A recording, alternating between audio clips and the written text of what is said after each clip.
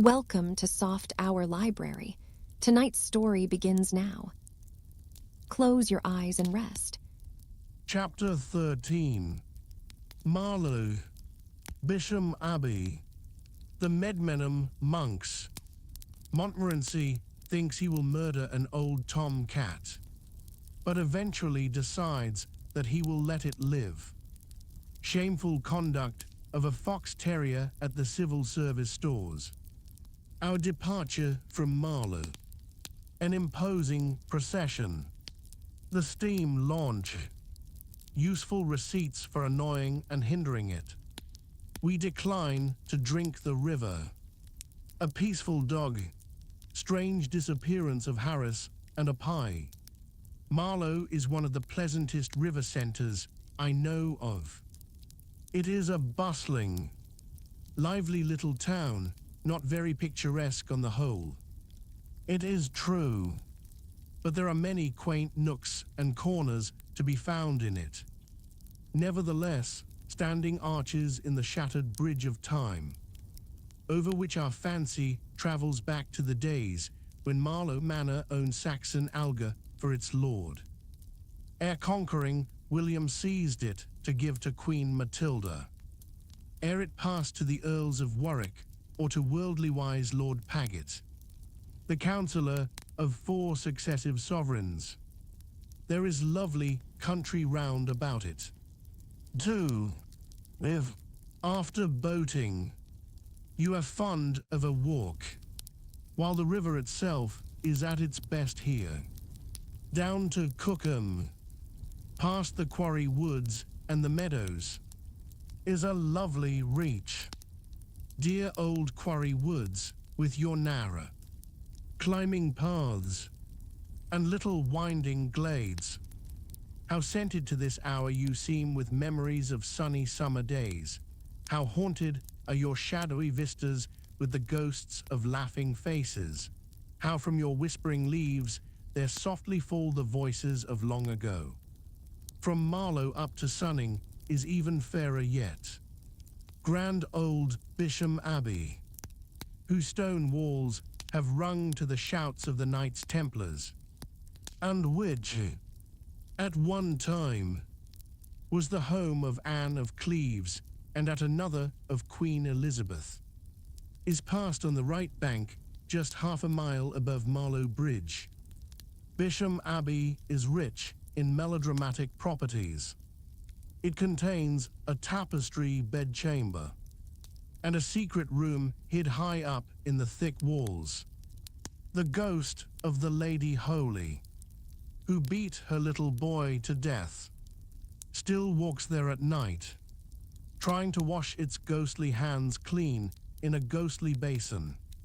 Warwick, the kingmaker, rests there, careless now about such trivial things as earthly kings and earthly kingdoms, and Salisbury, who did good service at Poitiers, just before you come to the abbey. And right on the river's bank is Bisham Church. And, perhaps, if any tombs are worth inspecting, they are the tombs and monuments in Bisham Church. It was while floating in his boat under the Bisham beaches that Shelley, who was then living at Marlow, you can see his house now, in West Street, composed the Revolt of Islam by Hurley Weir. A little higher up, I have often thought that I could stay a month without having sufficient time to drink in all the beauty of the scene. The village of Hurley, 5 minutes' walk from the loch, is as old a little spot as there is on the river, dating, as it does, to quote the quaint phraseology of those dim days, from the times of King Sebert and King Offa. Just past the weir going up is Danes' Field, where the invading Danes once encamped during their march to Gloucestershire, and a little further still, nestling by a sweet corner of the stream, is what is left of Medmenham Abbey, the famous Medmenham monks, or Hellfire Club, as they were commonly called, and of whom the notorious Wilkes was a member, were a fraternity whose motto was, "Do as you please." And that invitation still stands over the ruined doorway of the abbey, many years before this bogus abbey, with its congregation of irreverent jesters, was founded. There stood upon this same spot a monastery of a sterner kind, whose monks were of a somewhat different type to the revelers that were to follow them. 500 years afterwards, the Cistercian monks, whose abbey stood there in the 13th century, wore no clothes but rough tunics and cowls, and ate no flesh, nor fish, nor eggs. They lay upon straw, and they rose at midnight to mass. They spent the day in labor, reading, and prayer, and over all their lives there fell a silence as of death. For no one spoke.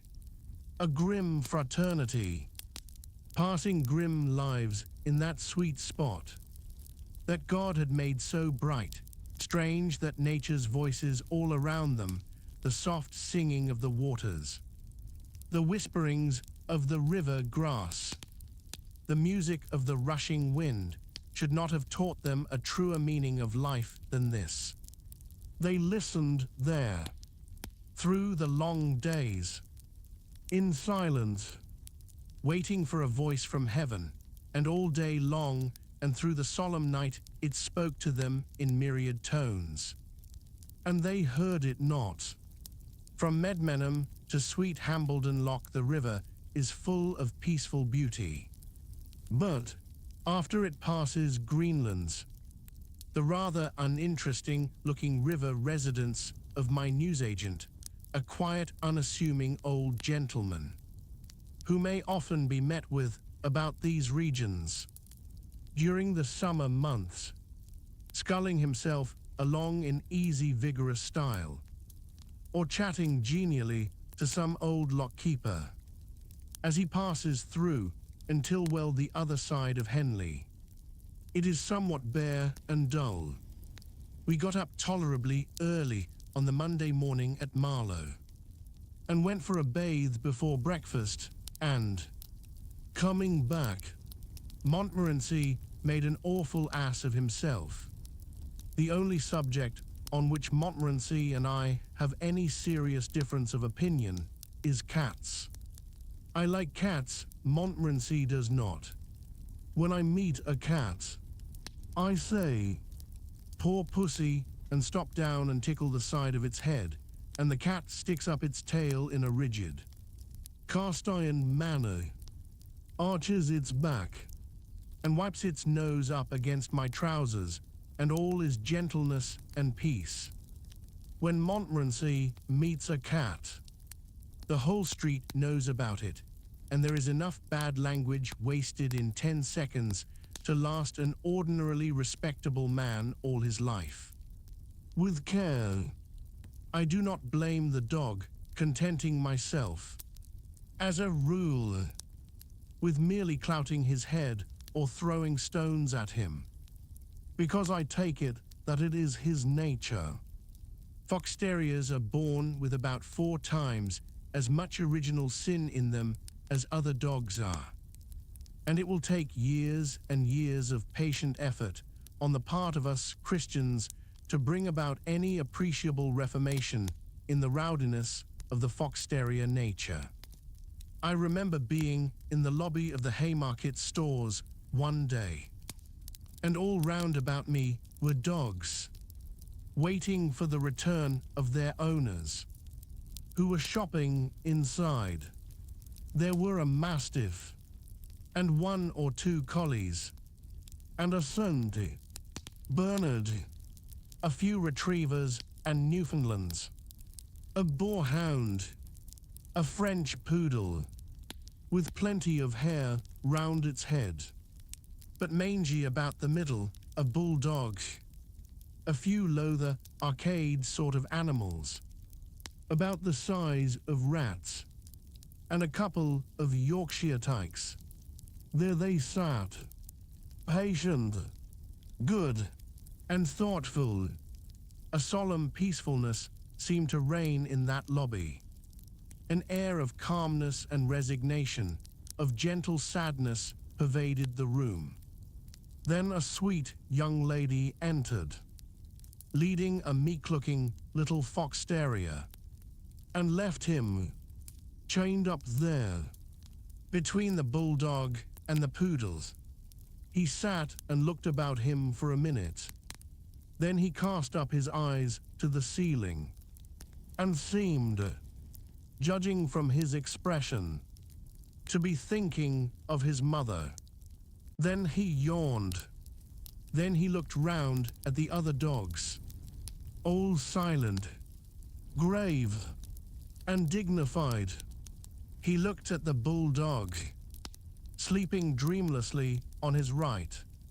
He looked at the poodle, erect and haughty, on his left. Then, without a word of warning, without the shadow of a provocation, he bit that poodle's near foreleg, and a yelp of agony rang through the quiet shades of that lobby. The result of his first experiment seemed highly satisfactory to him, and he determined to go on and make things lively all round. He sprang over the poodle and vigorously attacked a collie, and the collie woke up and immediately commenced a fierce and noisy contest with the poodle. Then Foxy came back to his own place and caught the bulldog by the ears and tried to throw him away, and the bulldog, a curiously impartial animal, went for everything he could reach, including the whole porter, which gave that dear little terrier the opportunity to enjoy an uninterrupted fight of his own with an equally willing Yorkshire tyke. Anyone who knows canine nature need hardly be told that, by this time, all the other dogs in the place were fighting as if their hearths and homes depended on the fray. The big dogs fought each other indiscriminately, and the little dogs fought among themselves, and filled up their spare time by biting the legs of the big dogs. The whole lobby was a perfect pandemonium, and the din was terrific. A crowd assembled outside in the Haymarket and asked if it was a vestry meeting or, if not, who was being murdered, and why men came with poles and ropes and tried to separate the dogs.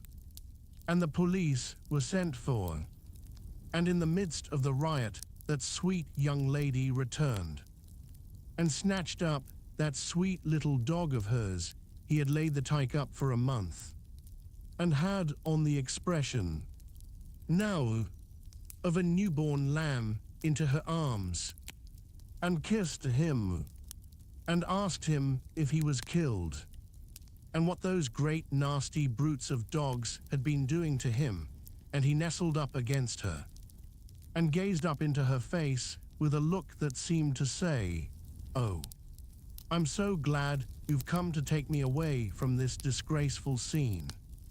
She said that the people at the stores had no right to allow great savage things like those other dogs to be put with respectable people's dogs, and that she had a great mind to summon somebody. Such is the nature of fox terriers, and, therefore, I do not blame Montmorency for his tendency to row with cats, but he wished he had not given way to it that morning. We were, as I have said, returning from a dip, and halfway up the high street, a cat darted out from one of the houses in front of us and began to trot across the road. Montmorency gave a cry of joy the cry of a stern warrior who sees his enemy given over to his hands, the sort of cry Cromwell might have uttered when the Scots came down the hill and flew after his prey.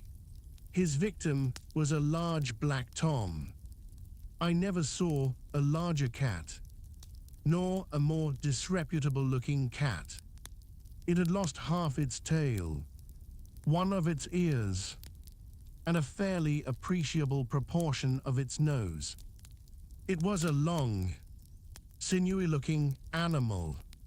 It had a calm, contented air about it. Montmorency went for that poor cat at the rate of 20 miles an hour, but the cat did not hurry up, did not seem to have grasped the idea that its life was in danger. It trotted quietly on until its would-be assassin was within a yard of it, and then it turned round and sat down in the middle of the road, and looked at Montmorency with a gentle, inquiring expression. That said, "Yes, you want me." Montmorency does not lack pluck, but there was something about the look of that cat that might have chilled the heart of the boldest dog. He stopped abruptly and looked back at Tom.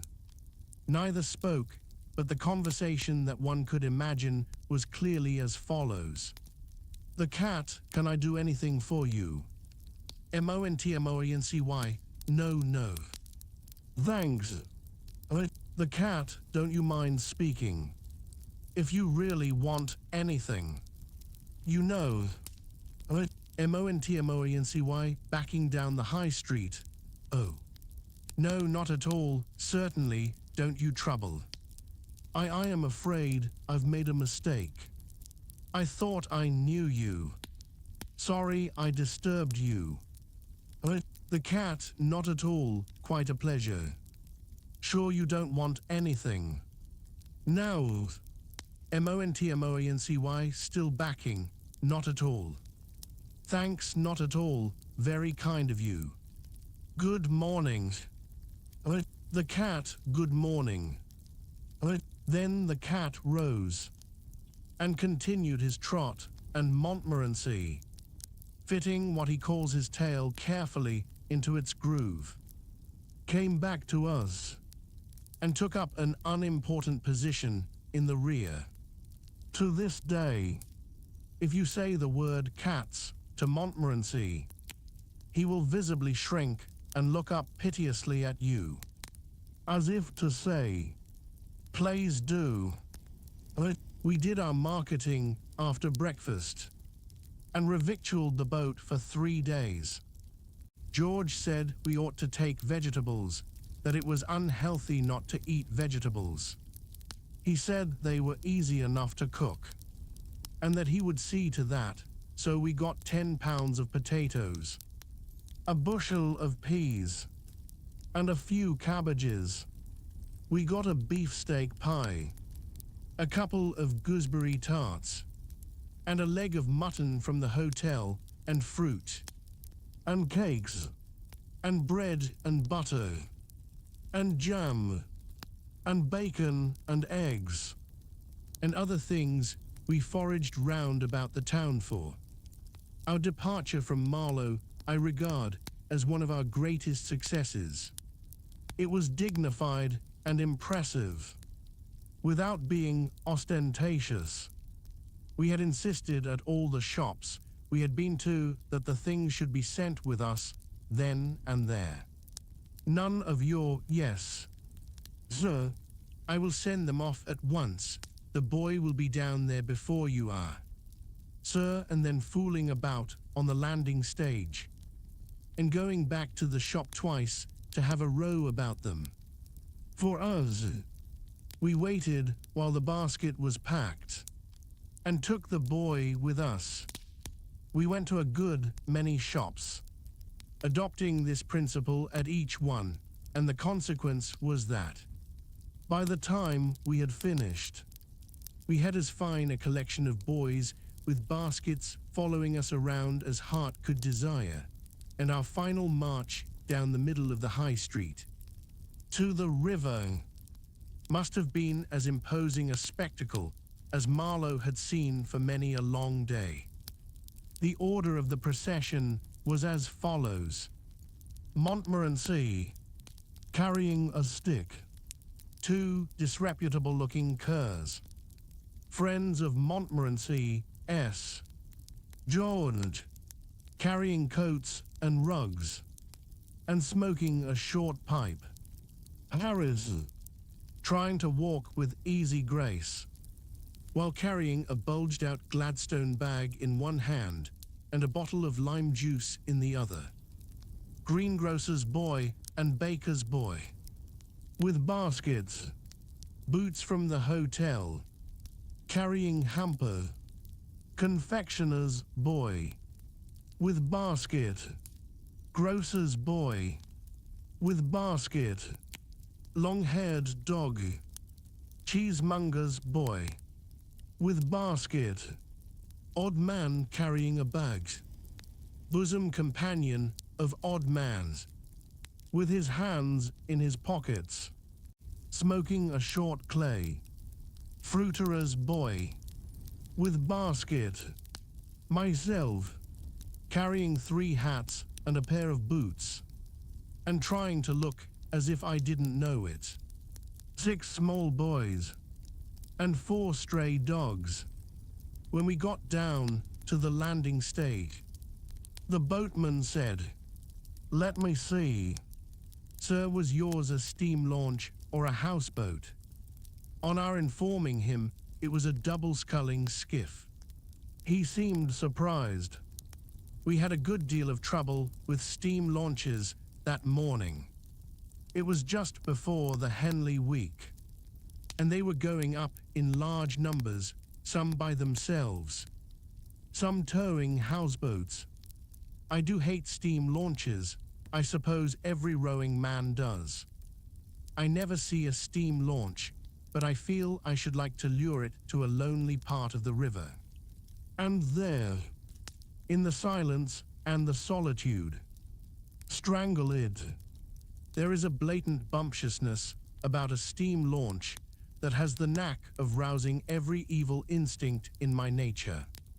And I yearn for the good old days, when you could go about and tell people what you thought of them with a hatchet and a bow and arrows. The expression on the face of the man who, with his hands in his pockets, stands by the stern, smoking a cigar, is sufficient to excuse a breach of the peace by itself, and the lordly whistle for you to get out of the way would, I am confident, ensure a verdict of justifiable homicide from any jury of river men. They used to have to whistle for us to get out of their way. If I may do so, without appearing boastful, I think I can honestly say that our one small boat, during that week, caused more annoyance and delay and aggravation to the steam launches that we came across than all the other craft on the river put together. Steam launch. Coming, one of us would cry out, on sighting the enemy in the distance, and, in an instant, everything was got ready to receive her. I would take the lines, and Harris and George would sit down beside me, all of us with our backs to the launch, and the boat would drift out quietly into midstream. On would come the launch, whistling, and on we would go, drifting. At about 100 yards off, she would start whistling like mad, and the people would come and lean over the side and roar at us, but we never heard them. Harris would be telling us an anecdote about his mother, and George and I would not have missed a word of it for worlds. Then that launch would give one final shriek of a whistle that would nearly burst the boiler, and she would reverse her engines and blow off steam and swing round and get aground Everyone on board of it would rush to the bow and yell at us. And the people on the bank would stand and shout to us. And all the other passing boats would stop and join in, till the whole river for miles up and down was in a state of frantic commotion. And then Harris would break off in the most interesting part of his narrative, and look up with mild surprise, and say to George, "Why, George, bless me, if here isn't a steam launch." And George would answer, "Well, do you know, I thought I heard something," upon which we would get nervous and confused, and not know how to get the boat out of the way. And the people in the launch would crowd round and instruct us. "Pull your right, you idiot, back with your left. No, not you, the other one, leave the lines alone. Can't you now? Both together. Not that way. Oh, you." Then they would lower a boat and come to our assistance, and, after quarter of an hour's effort, would get us clean out of their way, so that they could go on, and we would thank them so much, and ask them to give us a tow. But they never would. Another good way we discovered of irritating the aristocratic type of steam launch was to mistake them for a bean feast, and ask them if they were Messrs. Cubitt's Lot or the Bermondsey Good Templars, and could they lend us a saucepan. Old ladies, not accustomed to the river, are always intensely nervous of steam launches. I remember going up once from Staines to Windsor, a stretch of water peculiarly rich in these mechanical monstrosities, with a party containing 3 ladies of this description. It was very exciting. At the first glimpse of every steam launch that came in view, they insisted on landing and sitting down on the bank until it was out of sight again. They said they were very sorry, but that they owed it to their families not to be foolhardy. We found ourselves short of water at Hambledon Lock, so we took our jar and went up to the lockkeeper's house to beg for some. George was our spokesman. He put on a winning smile and said, "Oh, please could you spare us a little water?" "Certainly," replied the old gentleman, "take as much as you want, and leave the rest." "Thank you so much," murmured George, looking about him. Where do you keep it?" "It's always in the same place, my boy," was the stolid reply, "just behind you." I don't see it," said George, turning round. "Why, bless us, where's your eyes?" was the man's comment, as he twisted George round and pointed up and down the stream. "There's enough of it to see. Ain't there?" "Oh," exclaimed George, grasping the idea, "but we can't drink the river, you know." "No, but you can drink some of it," replied the old fellow. "It's what I've drunk for the last 15 years. George told him that his appearance, after the course, did not seem a sufficiently good advertisement for the brand, and that he would prefer it out of a pump. We got some from a cottage a little higher up. I dare say that was only river water. If we had known, but we did not know, so it was all right. What the eye does not see, the stomach does not get upset over. We tried river water once, later on in the season, but it was not a success. We were coming downstream, and had pulled up to have tea in a backwater near Windsor. Our jar was empty, and it was a case of going without our tea or taking water from the river. Harris was for chancing it. He said it must be all right if we boiled the water. He said that the various germs of poison present in the water would be killed by the boiling. So we filled our kettle with Thames backwater and boiled it, and very careful we were to see that it did boil. We had made the tea and were just settling down comfortably to drink it, when George, with his cup halfway to his lips, paused and exclaimed, "What's that?" "What's what?" asked Harris and I. "Why that," said George, looking westward. Harris and I followed his gaze and saw, coming down towards us on the sluggish current, a dog. It was one of the quietest and peacefulest dogs I have ever seen. I never met a dog who seemed more contented, more easy in its mind. It was floating dreamily on its back, with its 4 legs stuck up straight into the air. It was what I should call a full-bodied dog, with a well-developed chest. On he came, serene, dignified, and calm, until he was abreast of our boat.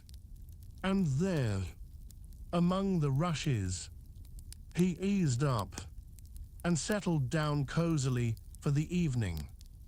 George said he didn't want any tea and emptied his cup into the water. Harris did not feel thirsty either and followed suit. I had drunk half mine, but I wished I had not. I asked George if he thought I was likely to have typhoid. He said, "Oh, no," he thought I had a very good chance indeed of escaping it.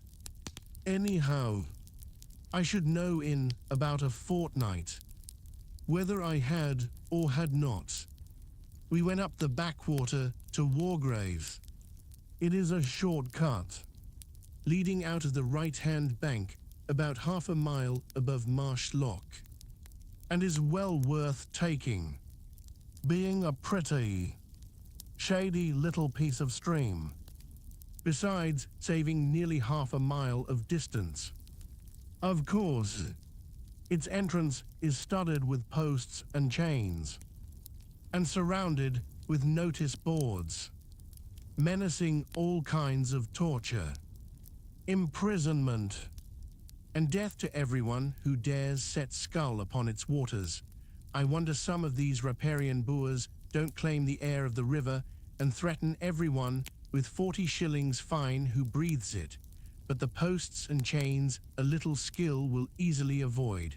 And as for the boards, you might, if you have 5 minutes to spare, and there is nobody about, take 1 or 2 of them down and throw them into the river.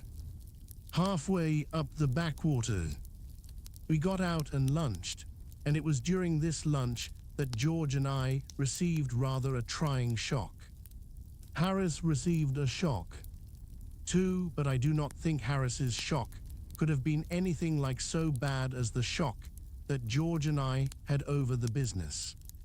You see, it was in this way. We were sitting in a meadow, about 10 yards from the water's edge, and we had just settled down comfortably to feed. Harris had the beefsteak pie between his knees and was carving it, and George and I were waiting with our plates ready. "Have you got a spoon there?" says Harris. "I want a spoon to help the gravy with." The hamper was close behind us, and George and I both turned round to reach one out. We were not 5 seconds getting it. When we looked round again, Harris and the pie were gone. It was a wide, open field. There was not a tree or a bit of hedge for hundreds of yards. He could not have tumbled into the river, because we were on the water side of him, and he would have had to climb over us to do it. George and I gazed all about. Then we gazed at each other. Has he been snatched up to heaven? I queried. They'd hardly have taken the pie too, said George. There seemed weight in this objection, and we discarded the heavenly theory. I suppose the truth of the matter is, suggested George, descending to the commonplace and practicable, that there has been an earthquake. And then he added, with a touch of sadness in his voice, I wish he hadn't been carving that pie. With a sigh, we turned our eyes once more towards the spot where Harris and the pie had last been seen on Earth, and there, as our blood froze in our veins and our hair stood up on end, we saw Harris's head, and nothing but his head, sticking bolt upright among the tall grass, the face very red, and bearing upon it an expression of great indignation. George was the first to recover. Speak, he cried, and tell us whether you are alive or dead, and where is the rest of you? Oh, don't be a stupid ass, said Harris's head. I believe you did it on purpose. Did what? Exclaimed George and I. Why, put me to sit here, darn silly trick, here. Catch hold of the pie, and out of the middle of the earth, as it seemed to us, rose the pie very much mixed up and damaged, and after it, scrambled Harris, tumbled, grubby and wet. He had been sitting, without knowing it, on the very verge of a small gully, the long grass hiding it from view, and in leaning a little back he had shot over.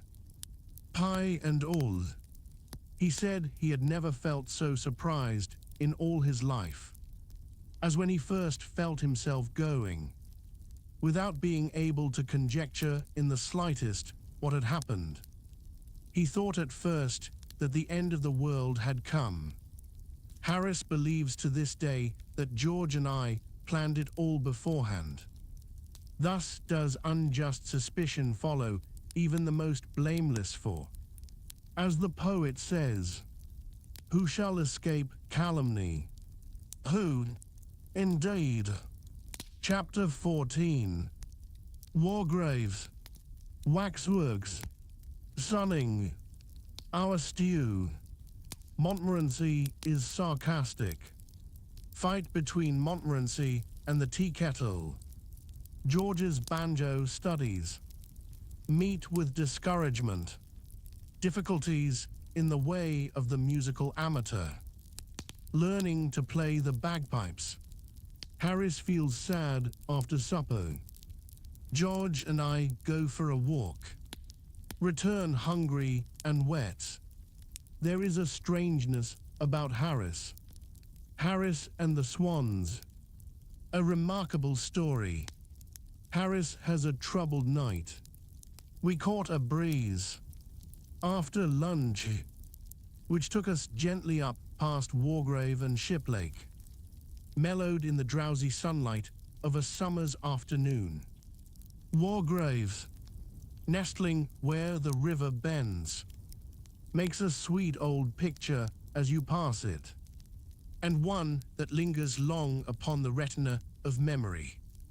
The George and Dragon at Wargrave boasts a sign, painted on the one side by Leslie, and on the other by Hodgson of that ilk. Leslie has depicted the fight, Hodgson has imagined the scene.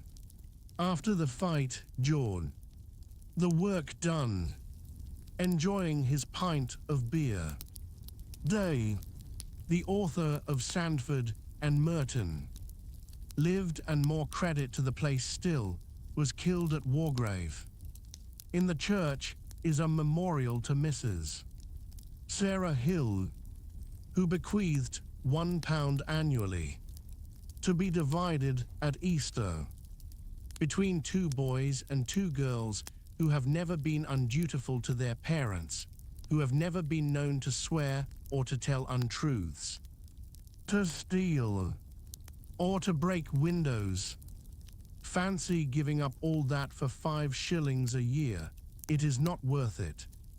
It is rumored in the town that once, many years ago, a boy appeared who really never had done these things, or at all events, which was all that was required or could be expected, had never been known to do them, and thus won the crown of glory. He was exhibited for 3 weeks afterwards in the town hall, under a glass case. What has become of the money since no one knows? They say it is always handed over to the nearest waxworks show. Shiplake is a pretty village, but it cannot be seen from the river. Being upon the hill, Tennyson was married in Shiplake Church. The river up to Sunning winds in and out through many islands, and is very placid, hushed, and lonely. Few folk, except at twilight, a pair or 2 of rustic lovers, walk along its banks.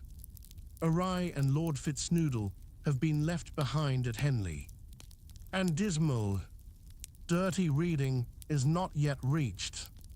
It is a part of the river in which to dream of bygone days, and vanished forms and faces, and things that might have been, but are not. Confound them. We got out at Sunning, and went for a walk round the village. It is the most fairy-like little nook on the whole river. It is more like a stage village than one built of bricks and mortar. Every house is smothered in roses. And now, in early June, they were bursting forth in clouds of dainty splendor.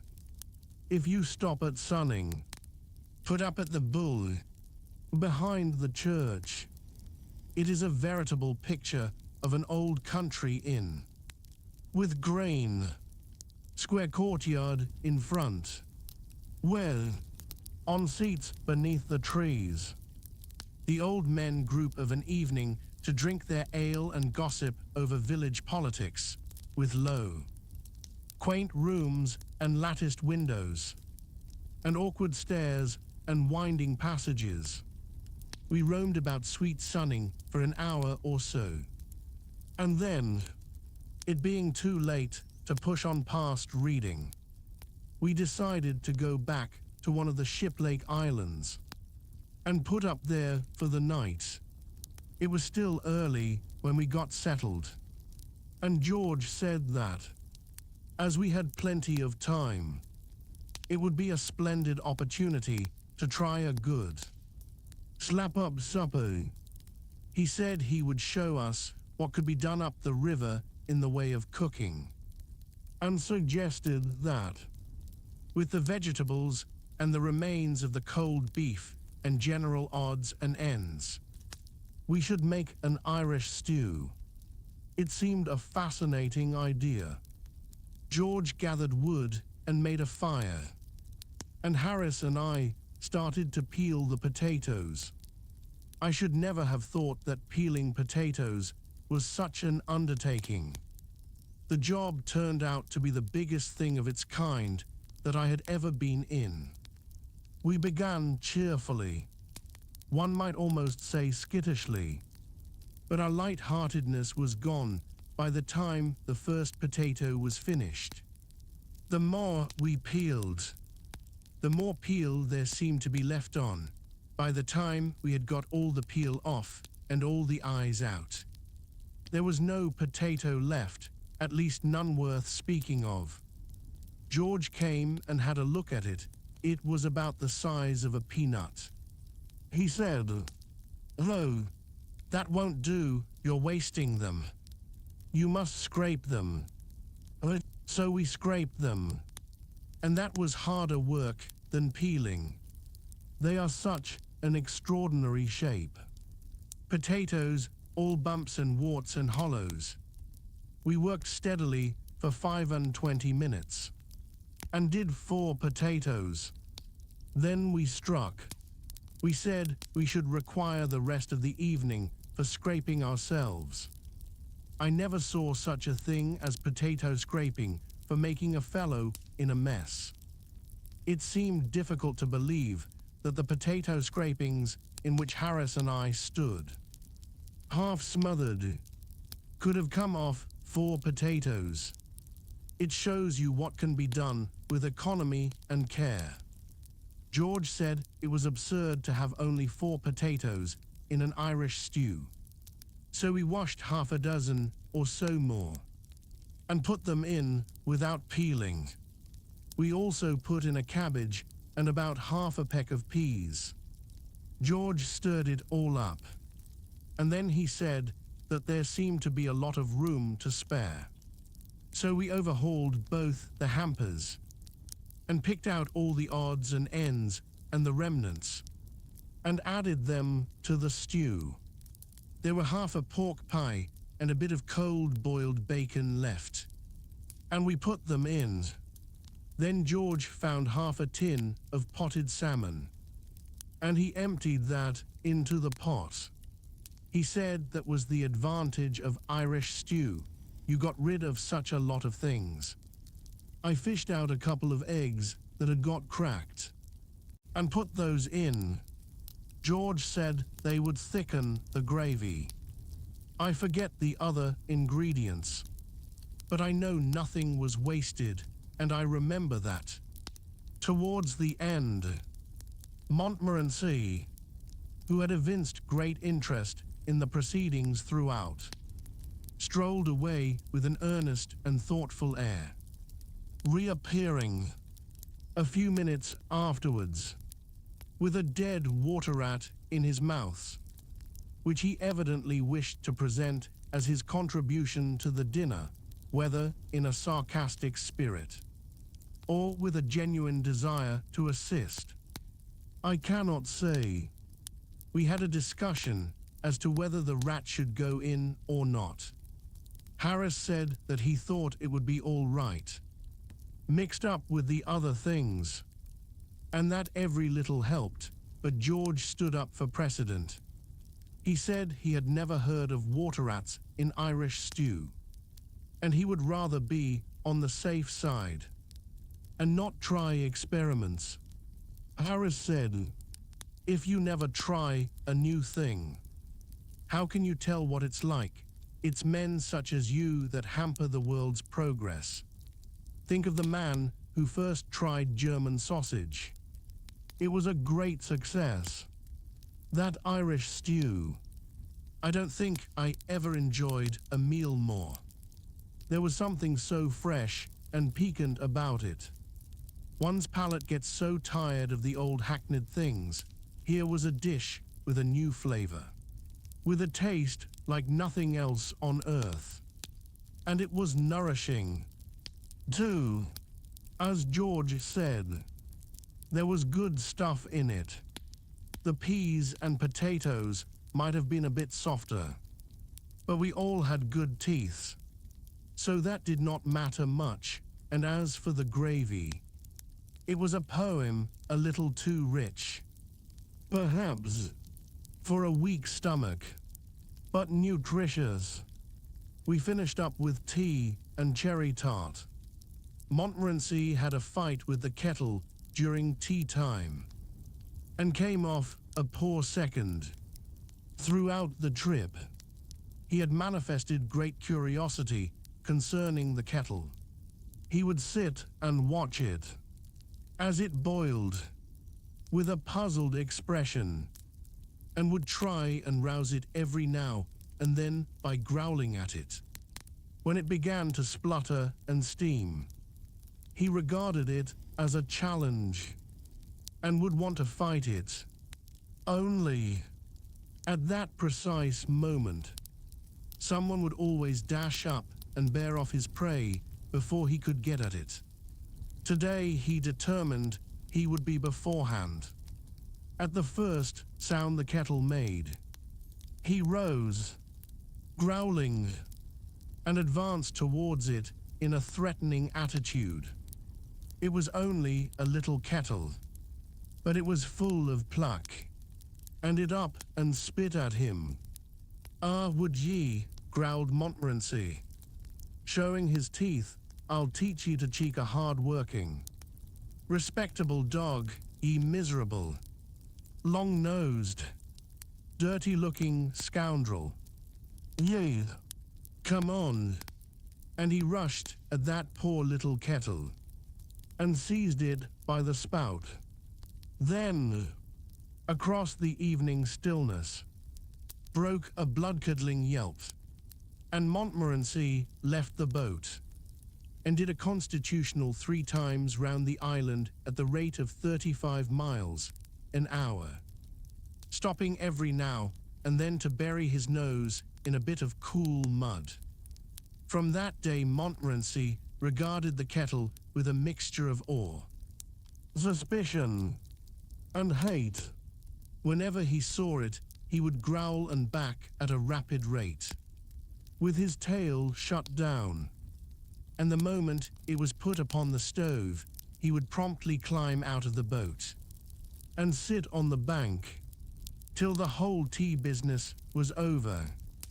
George got out his banjo after supper and wanted to play it, but Harris objected. He said he had got a headache and did not feel strong enough to stand it. George thought the music might do him good, said music often soothed the nerves and took away a headache, and he twanged 2 or 3 notes, just to show Harris what it was like. Harris said he would rather have the headache. George has never learned to play the banjo to this day. He has had too much all-round discouragement to meet. He tried on 2 or 3 evenings, while we were up the river, to get a little practice, but it was never a success. Harris's language used to be enough to unnerve any man, added to which Montmorency would sit and howl steadily right through the performance. It was not giving the man a fair chance. "What's he want to howl like that for when I'm playing?" George would exclaim indignantly, while taking aim at him with a boot. "What do you want to play like that for when he is howling?"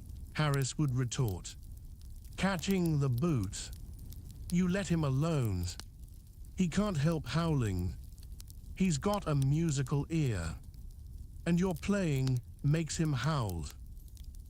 So George determined to postpone study of the banjo until he reached home. But he did not get much opportunity even there. Mrs. P.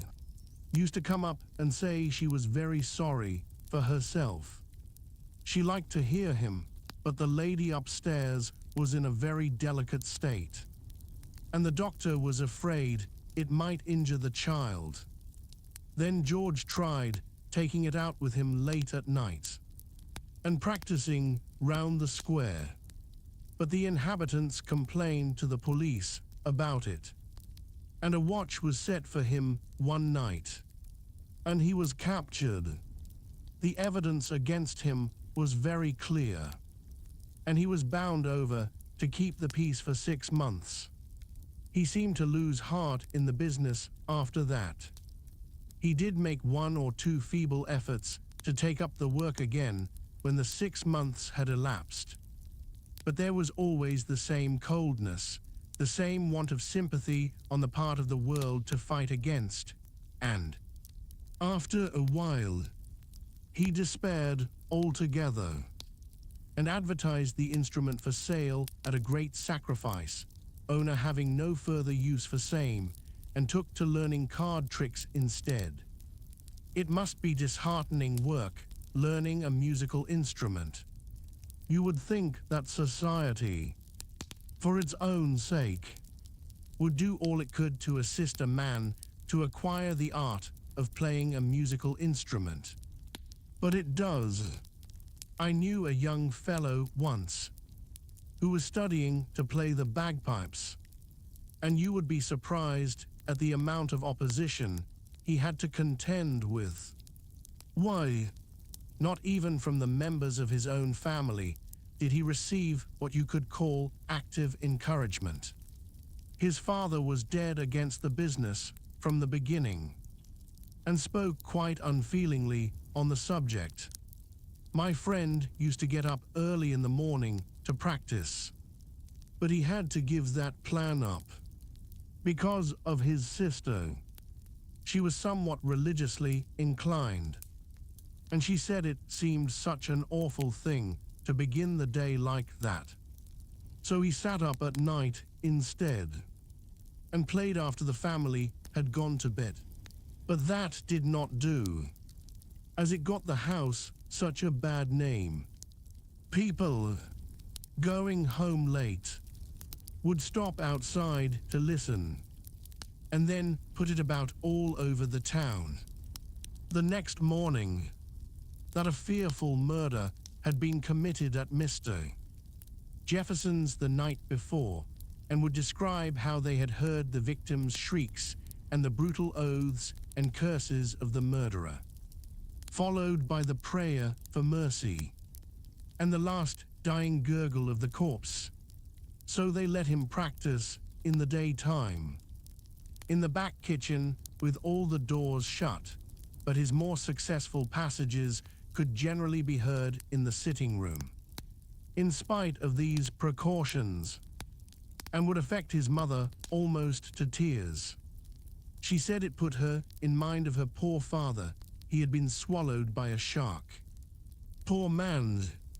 While bathing off the coast of New Guinea, where the connection came in.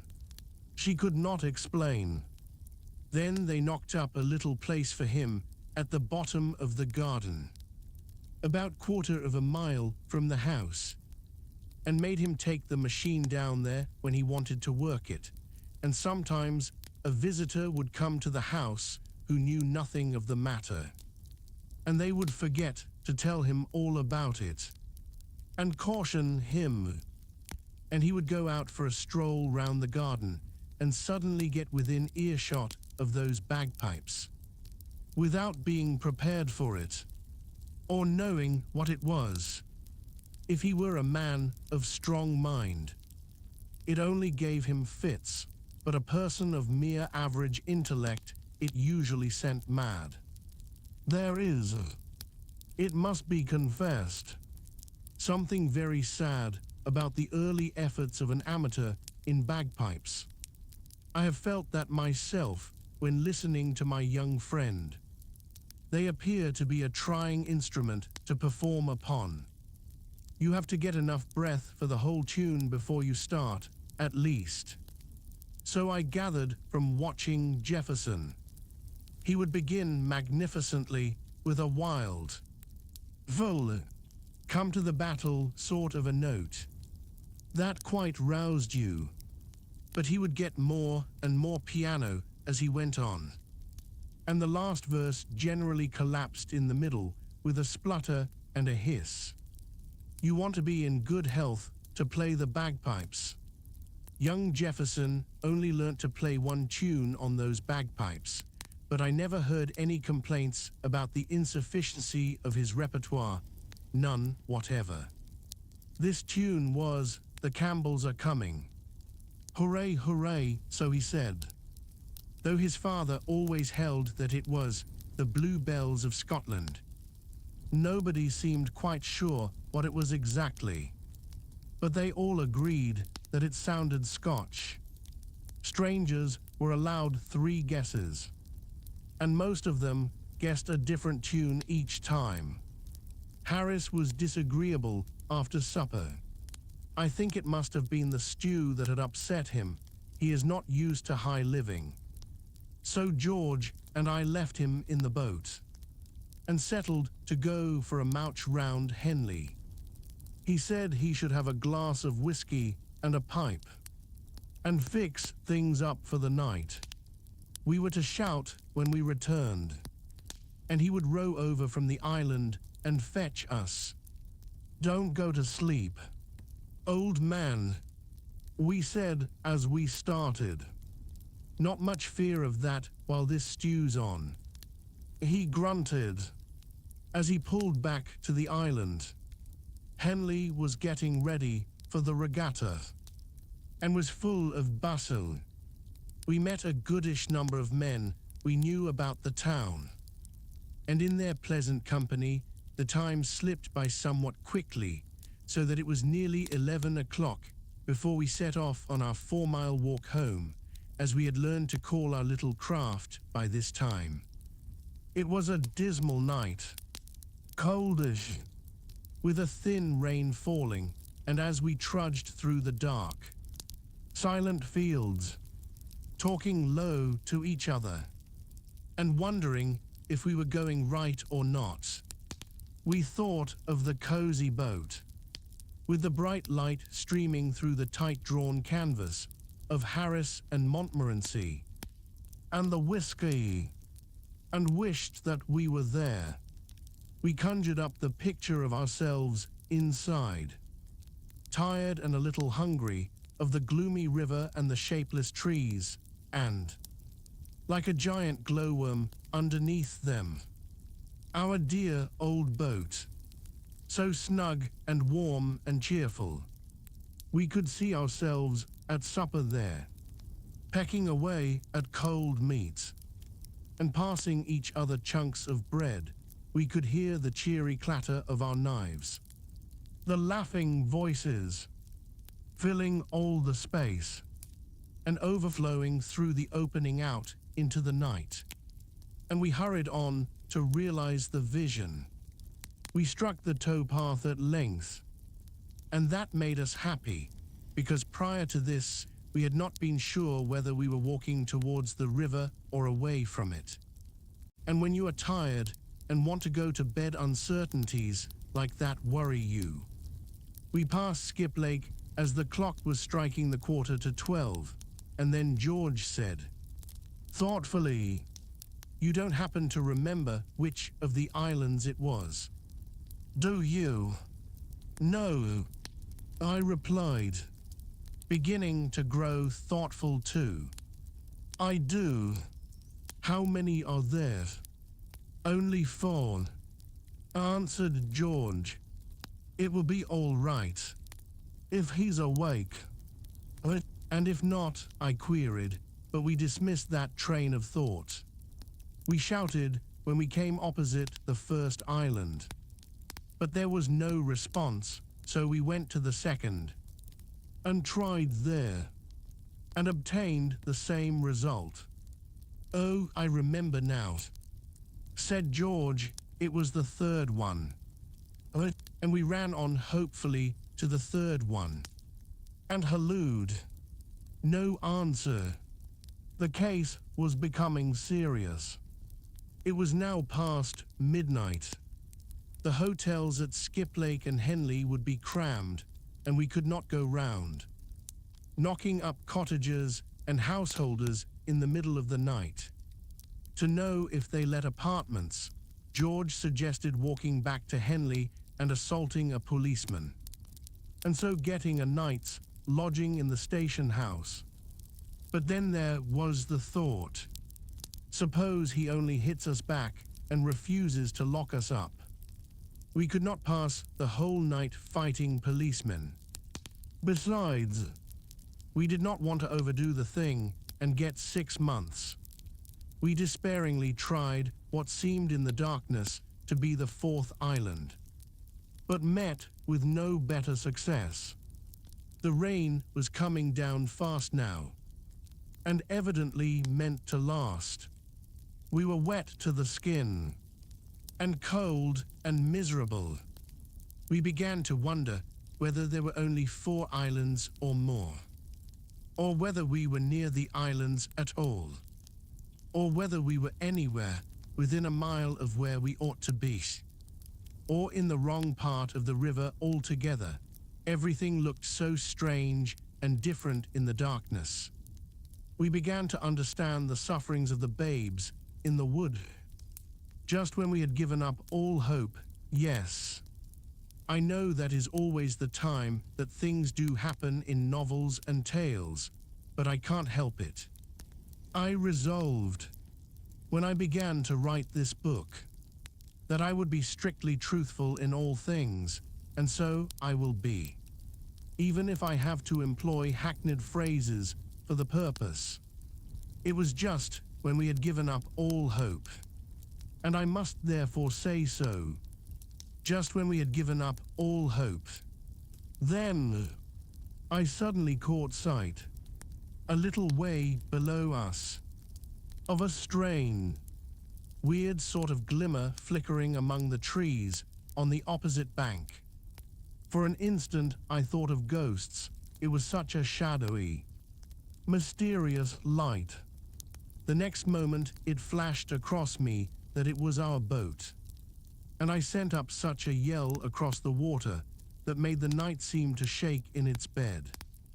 We waited breathless for a minute, and then, oh, divinest music of the darkness, we heard the answering bark of Montmorency. We shouted back loud enough to wake the 7 sleepers. I never could understand myself why it should take more noise to wake 7 sleepers than 1.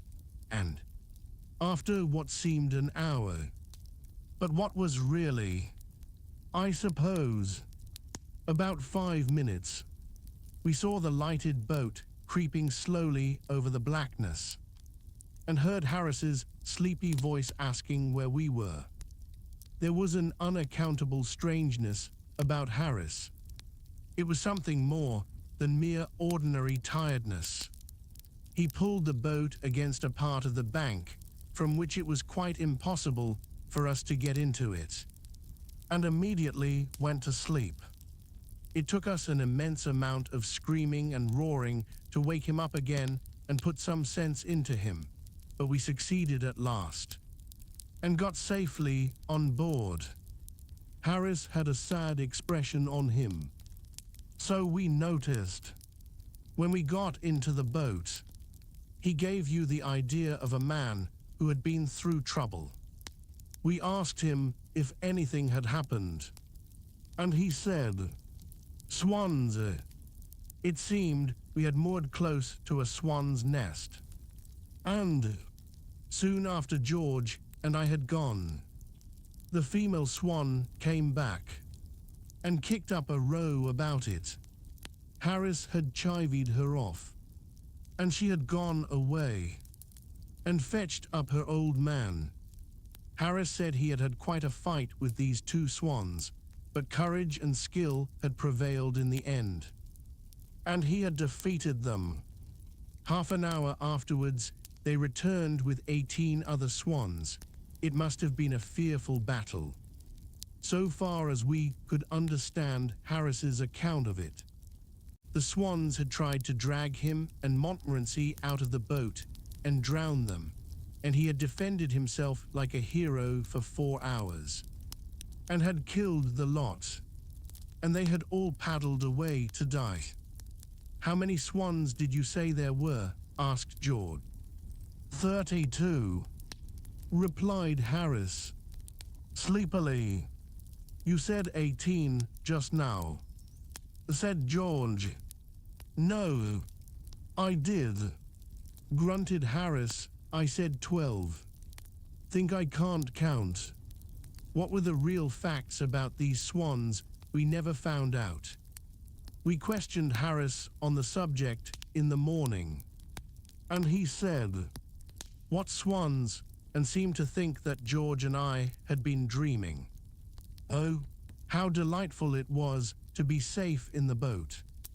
After our trials and fears, we ate a hearty supper, George and I, and we should have had some toddy after it, if we could have found the whiskey.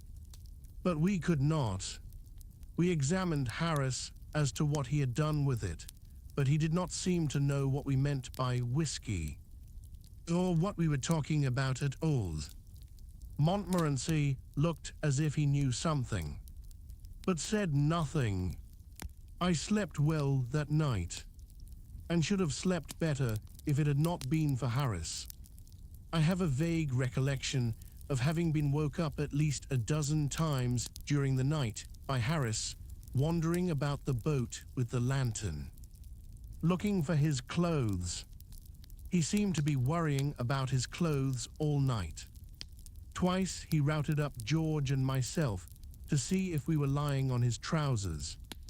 George got quite wild the second time. "What the thunder do you want your trousers for?" In the middle of the night, he asked indignantly, "Why don't you lie down and go to sleep?" I found him in trouble the next time I awoke, because he could not find his socks, and my last hazy remembrance is of being rolled over on my side, and of hearing Harris muttering something about its being an extraordinary thing where his umbrella could have got to.